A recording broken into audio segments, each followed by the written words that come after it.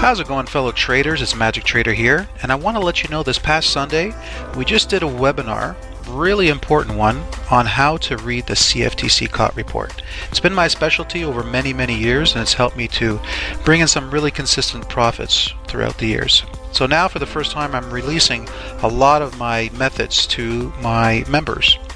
So this past Sunday we did one, a webinar just based on how to read the Cot Reports, and members can find it here within the video library of the members only section of the website. And throughout all these video lessons, it's right here, the last one, Commitment of Traders Report, an introduction. So it was a good one, it was a long one, and I just wanted to share a 20-minute clip with you to give you a little sample of what it is that the members are learning. Okay, if you find any interest in this and you want to learn some more and get access to the full webinar, you can visit whiteoakfx.com/membership, and you can find out more information about becoming a member. All right, until next time, hope you enjoy this clip. Take care. And I think the key thing that I'm going to try to get across to everybody is that the Cot Report is not an indicator. Okay, it does not. You should not look at it as an indicator. And most traders, I mean, so many times I get messages, and I could just tell by what they're asking and what they're saying. People think that the Cot Report is going to be some magical indicator that will get the data from the website, and we'll look at the numbers and we'll know exactly what the institutions are doing. And it doesn't work that way. Okay, it doesn't work that way. If you think it works that way, you're going to be deeply mistaken. I don't know if any of you got a chance to read the CFTC report that I sent out, but I did a little write-up on this on the first couple paragraphs, because it's so key to understand. I mean, I get messages all the time saying, is there like a webinar I can watch to learn how to use the Cot Report to make trading decisions? And the truth of the matter is, there isn't a 1-hour webinar you could ever watch that would give you the knowledge to be able to use the Cot Report to trade successfully. Okay, it's impossible, right? It's just like when I was younger, I wanted to be a magician. Okay, so I studied magic books and I read everything I can learn about a magician. And there's no way that I could ever watch a 1-hour or 2-hour video that would make me a professional magician. To be a professional magician, you got to, you have to understand a lot of different things. You got to understand supply and demand. You got to understand sleight of hand, misdirection, showmanship, psychology. There's lots of things that you have to master before you're able to implement all of those things and create a performance that is successful. Okay, you go into a magic shop, buy a magic trick, and see if you can ever make it look as good as what the demonstrator made it look. You're not going to be able to. I used to work at a magic shop a long time ago, and one of the things that I learned by working there was that people would walk past and see you performing these tricks, and I would perform, let's say, a floating dollar bill. Okay, I would take a bill and I'd make it float, and somebody would watch me do that and say, wow, look at that guy just took a bill and made it float. And then I'd say, if you buy this, you can learn how to do it too. And so they'd look at the package and they'd say, oh, for $10 I can learn how to float bills. And so they have it in their mind that all they're going to do is give me $10, buy this secret package, open it up, read what's in there, and learn some magical secret that's going to make them be able to perform the floating bill exactly how I did it. And the truth of the matter is, they're not going to, because what that person doesn't know is I've been practicing day after day after day after day after day. Okay? When that guy was busy watching TV, going out with his friends, doing whatever he's doing, I was in my room practicing how to make floating a bill look like it's real magic. All right? And so the same concept can be applied to understanding the Cot Reports. Okay? People will see me read the Cot Reports and interpret them, and then watch my videos from 6 months ago, 7 months ago, a year ago, and see that what I was analyzing on the Cot Reports back then ended up playing out. So they say, wow, this guy can just read the Cot Reports and he knows exactly where price is going to go. I bet you, I hope he has a 1 hour webinar that I could watch to learn exactly that. And the thing is, there isn't a 1 hour webinar. It's the same thing, right? You could buy the floating dollar bill, but you're going to bring it home, you're going to read it, and you're going to realize that there's a lot of practice involved. And you know what happens to 98% of people? They bring it home, they open up the package, they take it out, they see how the trick is done, and they're like, oh, so there isn't some magic sprinkle dust I can just sprinkle on a bill and it just magically floats. I actually have to do all these things. I have to understand all these concepts. Wow, this is a lot deeper than I originally thought. And so maybe they practice it for about an hour, but then when that rush dies down, okay, if there isn't a big enough want to really perform a floating bill for all the right reasons, you're not going to have the drive to stick with it. Okay, you're just not going to. It's going to die down. And it's going to die down pretty quickly, because you're going to realize how much work and effort and practice you have to put into it. And then when you see how much work it is, you're going to say, you know what, maybe I don't really want to float a bill. And then you're just going to toss it in the junk drawer. And that's what happens, okay? The really good magicians are the ones that practice and do it for the right reasons. And trading is the exact same thing, okay? Trading is the exact same thing. Reading the Cot Reports takes a lot of time, a lot of effort, and it's one of the most difficult things to do. Okay? Reading the charts and supply and demand is extremely difficult, but interpreting the Cot Report data correctly is also right up there with one of the most difficult things to do. Okay? So do not come at this as an indicator, okay? That's not going to give you some magical numbers that are going to make you successful in trading. It's just not going to work that way. So so in today's session, I'm going to go through what the data is, why it exists, where we get it, how I compile it together, the thought process that I had behind creating the spreadsheet, why I created it, right? Why I did what I did with it, the coloration of the cells and all that, and how I use it, okay? Because you're going to start to realize that the reason I do what I do is to allow me to interpret the information that I need to interpret from it, so I can combine it with the supply and demand on the charts, okay? That's why all the webinars that have been that we've been doing up until now has been for you to realize, number one, how the markets actually work, how supply and demand is dictated by the big institutions, and how price moves from one area to another area, okay? What the zones are, how to find them, trend lines, how to draw the trend lines, because without knowing all those key things, reading and interpreting the Cot Report is useless, because the two go hand in hand, okay? In levels of importance, reading supply and demand is number one.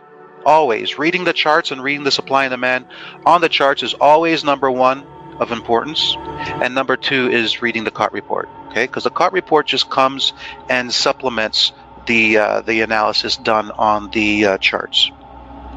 All right? Before I go into showing you where I get the data, I also want to make another point that you know, not only is the Cot Report important to use to help solidify the analysis that you do on your charts, but there are certain key times in the market where we cannot be able to forecast what price is going to do. Okay, like for instance, let me bring up a chart of gold here. Okay, so I've mentioned this before, that right now we are in a very unpredictable time to read the markets, okay? Because of a couple things. Like if you look at the dollar, okay? So on the monthly chart, we had price coming up, and then it hit a 3-month area of supply. Now, to be able to know that price was going to drop, we could do that with high probability, and we did that. Okay, well, I did that with trades that I profited from the move to the downside, because it was high probability that price was going to drop, because it was hitting a higher time frame area of supply. Okay, but what happens is, that trend was to the upside, and then the trend broke, and then momentum was to the downside. Okay, and I had it here that price was going to reverse here. But what's happened is price fell short of hitting that, and now we're starting to see momentum shift to the upside. Now we don't have a downward trend here, so price is just in consolidation. So when price is in consolidation, price can move anywhere. It can move high, it can move low. What typically will happen is it'll bounce from one zone to another zone, okay, from one to another. But at times it will fall short, like we have here, right? It didn't hit the zone. Why did it fall short? And that's why it's important to be able to correlate one chart with other charts, okay? Because sometimes, for instance, you see that this week gold took charge, right? Gold took charge. Gold is responding to that monthly bullish engulf, right? Price came down, broke through an area of demand, okay, that was already tested here. And what have I been saying in the Cot reports, in the reports that I've been submitting every week, is that when a zone is taken out, what typically happens is price will reverse back up to the zone that caused the removal of that area, and then continue to the downside, okay? But after it takes out the zone, where does it reverse from? You can see there isn't a zone here, okay? There isn't a monthly zone until down here. But is it going to go all the way down to the opposing zone? Usually it's not that case, okay? What typically happens is it takes out an opposing zone and then reverses to the upside. Now, I've been doing some tests to determine exactly where is it that the price will usually reverse, and I have some good statistics that are getting me to understand that about around 80% of the times, price reverses at a specific spot. Okay, I'm still doing some more testing on it because I want to know pretty strongly where it is with a high degree of accuracy, where price will typically reverse. But I'm at about 80%, which is pretty decent right now with what I'm finding. Okay, so in these situations, let me do a better picture for you here. When we have price coming up like this, okay, and we have a trend line like that, okay, so we know that the structure is to the upside, and when it's responding to demand zones, we know with a high degree of accuracy, okay, that when price comes down here, as long as there wasn't a major supply force here that would be strong enough to remove this demand zone, we know with a high degree of accuracy that we're going to expect a move to the upside from here, okay? The problem that we face is when we have a higher time frame area of supply and price comes up, comes down, and breaks that trend line, okay? So it breaks the trend line, and now it's free falling. It removes the demand zone that was here, creating a new area of supply, and then it just comes and it stalls, okay? It stalls. So it's not in an uptrend, but it's in consolidation, and it's free falling, okay? Now, I've mentioned this in the previous webinar. When price is falling like this, we can't predict what's going to happen, okay? I'm trying to be able to get enough information to be able to predict situations like this, but there's only so much you can predict, okay? Because this is happening live. This drop is happening live. The institutions are filling in short order, shorts, enough shorts to remove this area of demand, and as it's dropping, they're filling in shorts, and that's happening live, okay? So remember I told you the only way we could know what's happening here is to be able to know what the institutions are doing at this moment, okay? That's when the Cot report comes in, all right? Because this is one of those key moments in the market where supply and demand is not as powerful as in these situations. Okay, they're not going to be as helpful as they are when we're in these situations. Calling the reversals, calling the move to the upside here, calling the move to the upside here, bang on, bang on, bang on. We can call those reversals, we can call those continuations with a high degree of accuracy in these market conditions. But when the institutions say, okay, we've hit opposing supply, we're going to reverse price, and where we have targets of monthly demand here. Okay, let's say this was monthly supply. Okay, we have targets to push price down to here. It's not just going to drop all the way down here. In some circumstances, depending on the distance between the supply and demand, sometimes that will happen, but it typically doesn't happen straight down like that. I mean, there's a couple of reasons why, and we'll get into that when we look at the Cot Report.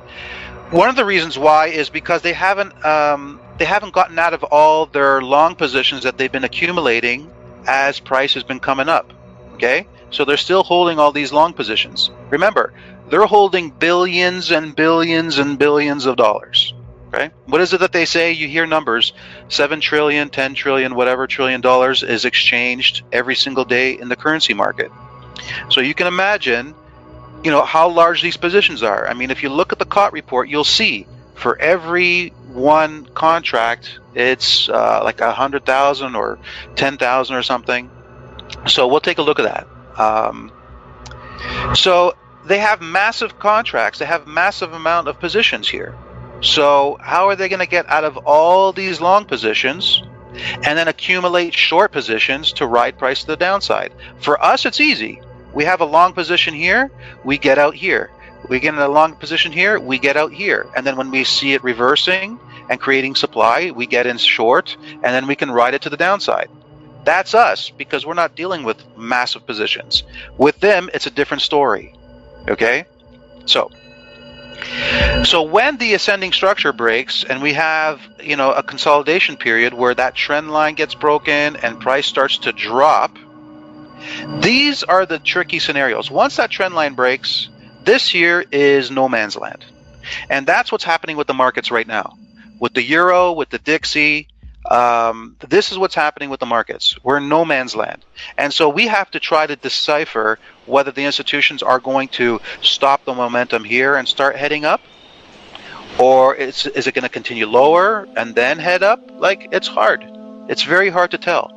And so this is where the Cot Reports come in handy, because we can better gauge how far of a drop there's going to be, whether the likelihood of them reversing price is greater or smaller. Because like I said, there's times where price will come all the way down here, depending on the time frames, depending on what zones are being hit and so forth. Do you guys get that while I take a sip of my coffee? Do you understand? You following me? So with that being said, this is one of the most important ways that I use the Cot Reports. Okay, it's timing the entries of short positions, timing the entries of long positions. So let's say this is a monthly supply zone and this is a monthly demand zone. Okay, sometimes we'll come across another monthly supply here. Okay, so the institutions accumulate a long position here. Okay, they bring it up and they hit a monthly supply zone here. When price hits that monthly supply zone, looking at the Cot Report as price comes into this area and how it drops from it will give us an indication. Let's say there's a weekly area of demand here, weekly demand, and price starts to come here. As it's reacting from supply and dropping towards the demand zone, looking at the Cot data in this key area here is going to be instrumental in telling me whether or not it's going to come up and drop to demand, or whether it's going to come up, drop, and then come up to this monthly area of supply. Okay? The Cot Report will give me an indication of which one of these two are going to take place.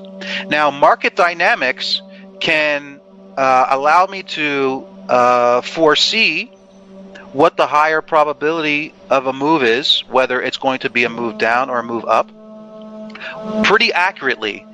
But remember how I told you that sometimes, like in the US dollar, price is dropping, and I had that that area here marked off on the monthly chart where I expected price to reverse from, and price fell short of it. Okay? So there are times in the markets where price is being dictated by other currency pairs or other markets.